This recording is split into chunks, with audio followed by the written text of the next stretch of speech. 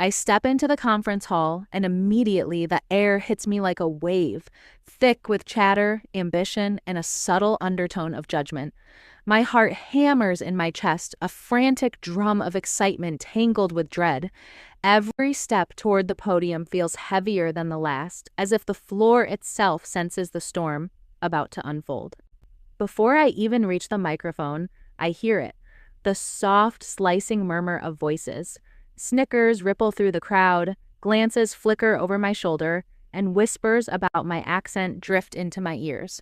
Each word feels like a pinprick, puncturing the fragile bubble of confidence I'd carried here. A senior speaker catches my eye, his smirk sharp and deliberate. "Are you sure you're ready to speak in English?" he asks, the words dripping with condescension. My stomach tightens. My carefully rehearsed introduction wavers on my tongue, twisting awkwardly, refusing to form the smooth sentences I'd spent weeks perfecting. Every eye in the room dissects me, and I can feel the weight of their judgment pressing down. Then the laughter comes, a loud, piercing chuckle from the front row. It echoes inside my chest like a hammer, reverberating through every corner of my body. My throat constricts, and for a moment I feel paralyzed, trapped in the cruel spectacle of their amusement. The projector flickers and my name flashes across the screen beside the word amateur. My stomach drops. I had hoped for recognition, for respect, but this label feels like a branding iron, searing my insecurities into the open for everyone to see. I stumble through the first paragraph of my speech, acutely aware of every stutter, every mispronounced word. My notes, once my anchor, tremble in my hands as my palms sweat, betraying the fire of humiliation burning hotter than anything I've endured before. A colleague leans over, voice low but cruelly cutting. "Maybe you should stick to your local events." The words slice through me, but they also ignite something, an ember deep inside that refuses to die. I retreat backstage, every heartbeat loud enough to echo in my own ears.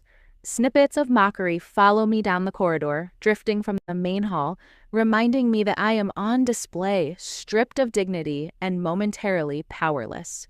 And yet, beneath the shame, a slow, insistent pulse of determination begins to stir, whispering that this is only the beginning. I remember the first time a teacher corrected my accent, her impatience thinly veiled behind a polite smile. Each correction felt like a subtle punishment, a reminder that my voice wasn't right. The echoes of those moments have never left me. Family gatherings replay in my mind like a haunting film reel. Relatives would chuckle at the way I spoke, their laughter soft but cutting, leaving invisible scars. I learned early that words could wound more deeply than fists. My mother's voice, gentle but firm, still rings in my ears. "Don't let anyone hear you like that." I carried that warning like a shadow, shaping every word, every hesitation. It was meant to protect me, but it also taught me to shrink, to blend. I recall a pivotal school debate, one where my ideas were sharp, my arguments sound, but the judges dismissed me, not because my points lacked strength, but because my voice sounded different, foreign to their ears. The injustice of that moment burned hotter than any failure I had ever known. Job interviews replay like cold, silent films. Hiring managers smiled politely, nodded thoughtfully, but behind those masks, judgment lurked. My accent, my way of speaking, became an unspoken barrier, one I could neither see nor fully explain. And yet, in the shadows of these countless humiliations, my father's voice rises above the noise. "Your words matter more than their ears," he would tell me. His faith became my secret anchor, a quiet rebellion growing beneath the weight of ridicule. I poured myself into practice in empty rooms, speaking to walls, to mirrors, recording every sentence, every inflection. Hours turned into days, days into months. I perfected cadence, tone, emphasis, every nuance honed like a weapon, waiting for its moment. The dream of standing on an international stage, of winning a speech award, was never spoken aloud. It lived in private journals, in whispers to myself, fragile but fierce. It was mine alone, hidden from the world that had always doubted me. I recognize the pattern now. Every humiliation, every sly comment, every snicker had molded me. I internalized it, sharpened it, and transformed it into a quiet, relentless determination. And in that last moment before the conference, alone in my room, I promised myself something profound. No one would ever belittle me again. Not here, not ever. I watched the next speaker glide onto the stage, flawless and polished, every gesture and inflection calculated to perfection. The room erupts in applause, a wave of admiration crashing over the audience, and I feel that familiar sting of inadequacy flare deep inside me. Their eyes, their smiles, the collective nods, they are all silent reminders of how I am judged, underestimated, dismissed. Scrolling through my phone in stolen moments, I see the posts already circulating, clips of my earlier stumbles, snippets of my trembling introduction, mocking captions, some even tagging me directly. The humiliation I thought I had left behind follows me, amplified in a digital echo. A rival whispers to another speaker that I must have cheated on my preparation, a lie thinly veiled but cruelly effective. The rumor spreads quietly, like a shadow poisoning the room, adding insult to the wound already raw in my chest. I overhear colleagues, voices low but sharp, questioning if I am truly ready for international recognition. Their doubts slice silently, precise as knives, but they also ignite a slow burning fire within me.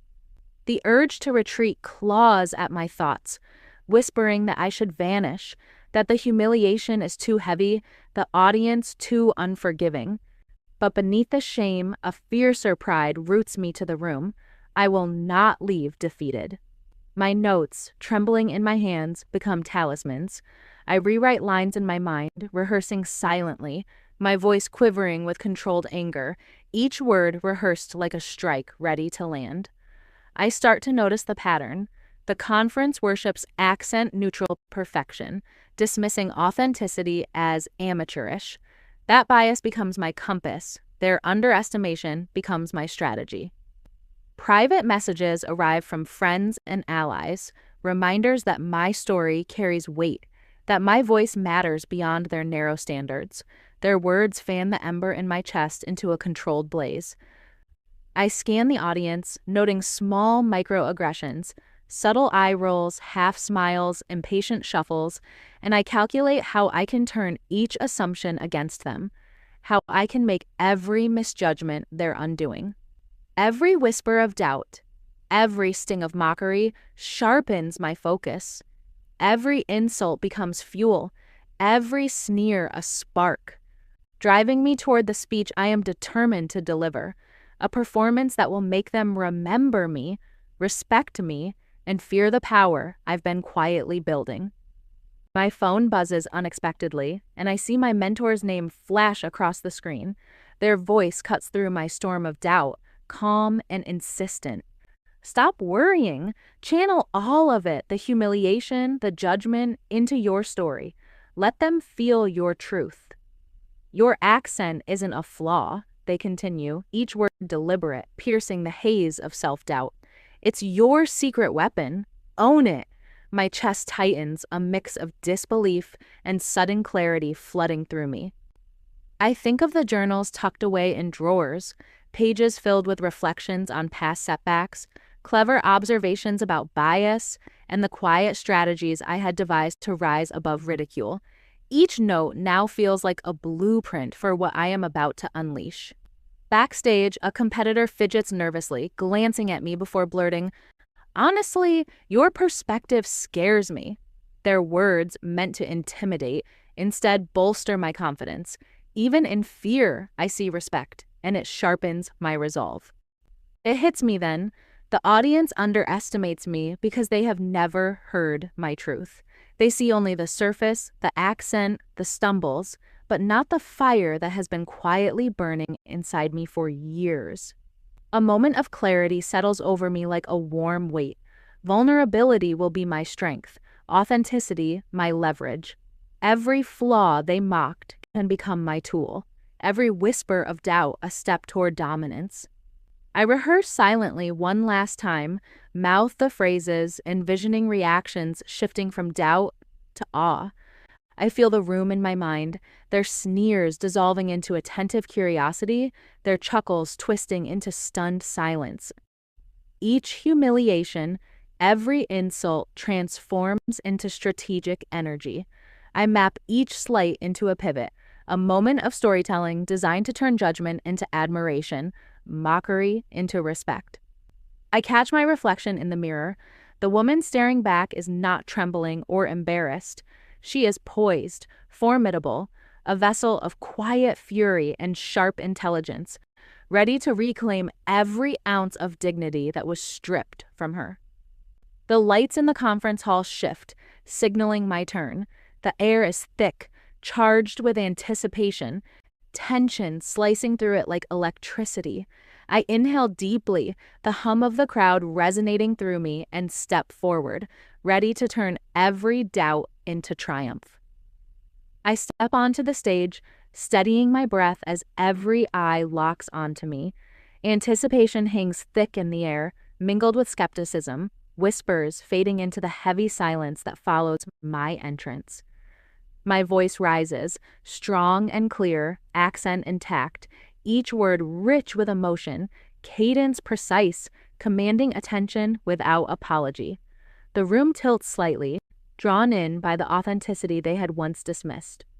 I begin to unfold my story, tales of past bias, moments of crushing humiliation, struggles hidden behind quiet determination. Each sentence is deliberate, layered, crafted to evoke empathy, awe, and undeniable respect. Subtle nods ripple through the audience, small cracks forming in the wall of mockery I endured for years.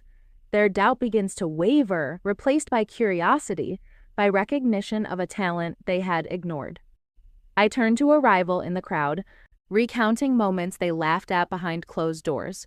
Their discomfort is palpable, their smirks faltering as irony drapes over every word I deliver, transforming past ridicule into dramatic justice. Strategic pauses punctuate my speech, emphasis striking on key words, raw vulnerability weaving through each phrase. Whispers die, murmurs cease, the room now entirely in my command. Every visual aid, every gesture, every carefully paced story element harmonizes to reinforce the unshakable confidence radiating from me. I am no longer the subject of ridicule. I am the orchestrator of awe. As I reach the conclusion, applause erupts, roaring through the hall, a tidal wave of vindication. Those who doubted me, who had whispered and laughed, are now witnesses to my triumph, their skepticism transformed into stunned admiration. Judges' expressions soften, pens paused mid-note, devices capturing every nuance. Social media ignites instantly, celebrating the power, the truth, the authenticity of my performance. And then, the final moment, the award is announced. My name rings through the hall. Every humiliation, every insult, every sneer crystallizes into this crowning moment of justice. I lift the accolade, my victory absolute, a testament to every ounce of strength forged from years of quiet endurance. Backstage, I sink into a chair, my body trembling, heart hammering as tears slide down my cheeks, mingling relief with a quiet, unspoken triumph. Every breath tastes like victory, every beat a reminder of battles endured and finally won. Messages pour in, cascading from friends, family, even strangers. Each note, each text, each post acknowledges the struggle I carried alone, validating the authenticity and courage I had poured into every word on that stage. Rivals approach cautiously, some offering hesitant, reluctant respect. A few murmur sheepish apologies for past underestimations, while others remain silent, their awe unmistakable in the tension of their posture. Media interviews flood in, proudly highlighting my accent, quoting lines from my speech that have gone viral, each repetition affirming that what they once mocked has become a symbol of strength. I reflect on every insult I endured, realizing now that each one was a critical step in shaping resilience, in tempering the steel of my determination. The very scorn that once crippled me now serves as the foundation of my triumph. Opportunities begin to flood in. International invitations, mentorship offers, high-profile speaking engagements across continents. Doors that once remained closed are now thrown wide open. Why? I reconnect with younger speakers who had doubted their own voices, offering guidance, reassurance, and quiet mentorship. I become a living testament that authenticity, persistence, and courage can dismantle even the harshest judgment.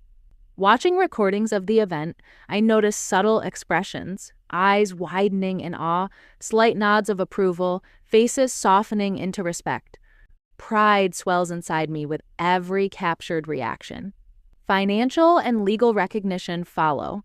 Honorariums, accolades, awards that solidify my professional victory. These tangible markers reinforce the intangible triumph of reclaiming dignity. And yet, above all, the deepest satisfaction comes from the transformation itself, turning years of ridicule and whispered mockery into global recognition, respect, and the undeniable proof that resilience can convert humiliation into power. I face the camera, the speech hall empty behind me, soft lights casting long shadows, my voice reflective and slightly trembling as I begin to speak. I recount the journey from private humiliation in whispered jokes and raised eyebrows to public triumph on a stage where every doubt was shattered.